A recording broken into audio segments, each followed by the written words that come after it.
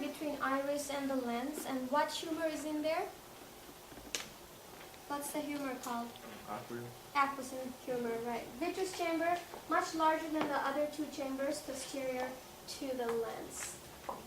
Now we're looking at the humors here, aqueous versus vitreous humor.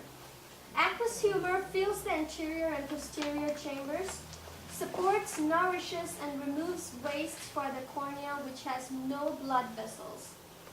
It's produced by the ciliary processes as a blood filtrate. Return to the circulation through sclerovenous sinus. So this is your aqueous humor. And note this, it has no blood vessels here. Vitreous humor fills the vitreous chamber, contributes to intraocular pressure, helps maintain the shape of the eyeball. So when you're talking about intraocular pressure, helps maintain the shape of the eyeball too. Holds the lens and retina in your place, the vitreous humor. Functions in the refraction of light in this area, so lights refract in vitreous humor. Now the lens. This is a biconvex, transparent, flexible, avascular structure. So it doesn't have the vascularization in the lens. It's a biconvex structure and transparent. Allows precise focusing of light onto the retina. Is composed of epithelium and lens fibers. Lens epithelium, anterior cells that differentiate into your lens fibers, while your lens fibers are cells filled with transparent protein called crystalline. So that's what gives it the transparentness in your lens. If you wear contact lenses, any of you wear it? Yeah. Do you think your eye needs to also have gas exchange, oxygen, breathe, in and out? It does, right?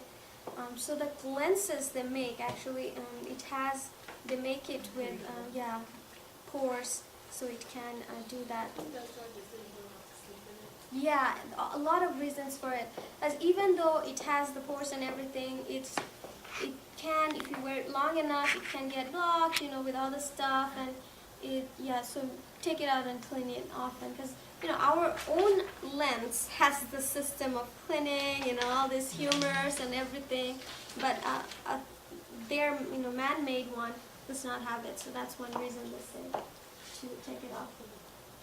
With age, the lens becomes more compact and dense and loses its elasticity. So aging does that too, loses elasticity. That's also one reason why older people, they can see better when it's far. And my grandma was like, hold it far, to read it. I'm like, yeah, but because it can't, when you bring it close, what happens to the lens? It changes shape, right? It goes convex or concave? Concave. Good look at that here. All right, functions of the complete eye now. Properties of light, we have the electromagnetic spectrum. Okay, properties of light is, we already talked a little bit about it with the waves, right, and colors. Are you familiar with light? And it's a little bit of physics, but I won't go into that. But it's like sound waves. You know how you have waves? Light too, we have these waves, and there's a visible length. The light we can see is what we call visible spectrum. The ones we can't see is, it has different wavelengths, it can be really small or really big, but that's the ones we can't see in there. Electromagnetic spectrum, all energy waves from short gamma rays to long radio waves. So we have gamma rays, which are the shortest, really short waves. Radio waves, really, big ones there. Visible spectrum, portion of the electromagnetic spectrum that can be detected by the human eye. So those are all the colors in there in your visible spectrum. Refraction, bending of light. So So light coming in, bending, refracting. Light striking a concave surface refracts outward. We call it divergence. Concave is this way, right? Convex is this way. So when you have the concave, light comes in and hits it, and we have the light refracting outward. We call it divergence. Light striking a convex that goes in refracts inward, so convergence.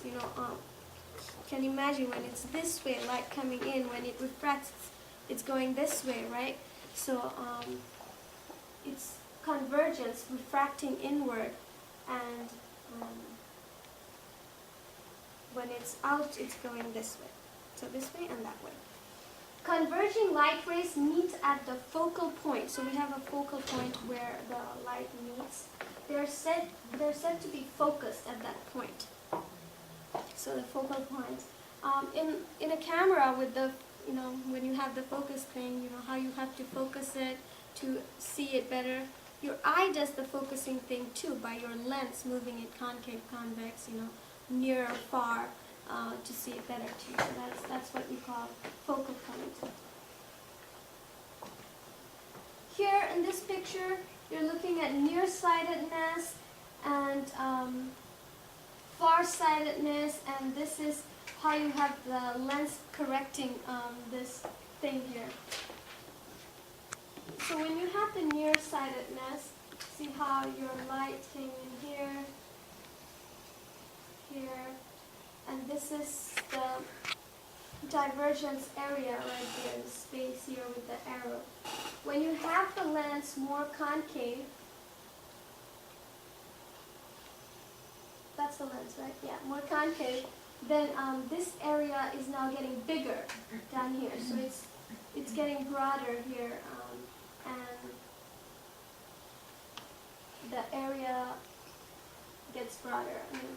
It makes no sense looking at it in this picture actually, but they're putting an artificial lens outside to correct that space of the focal point in there.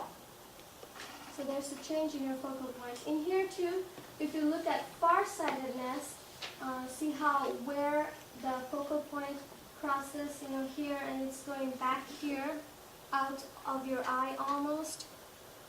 But in here, when you're using this lens, then you make it smaller so it hits back here and you can see it better, right? So that is how the correction is done in both of these cases.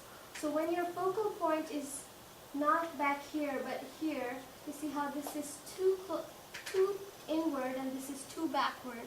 So they're bringing them both to the area that focusing, where it should be done by using this concave and convex lenses.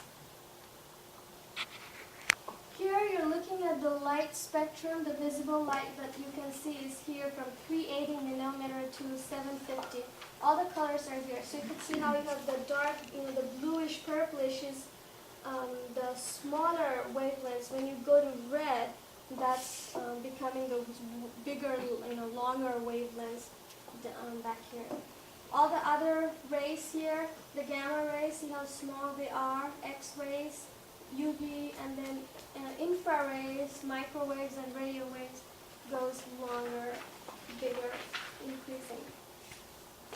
Functions of the complete eye. So focusing system of the eye, which is light refracting. You have the cornea, aqueous humor, lens, vitreous humor. All of them are involved in focusing. Cornea responsible for most of the convergence. Lens that does the convergence by changing the shape. So all of these are helping with focusing the eye. Distant and near vision. Distant vision is looking at objects 20 feet or more from the eye, and near vision is looking at objects less than 20 feet from the eye. Relaxation of the ciliary muscles causes the lens to flatten.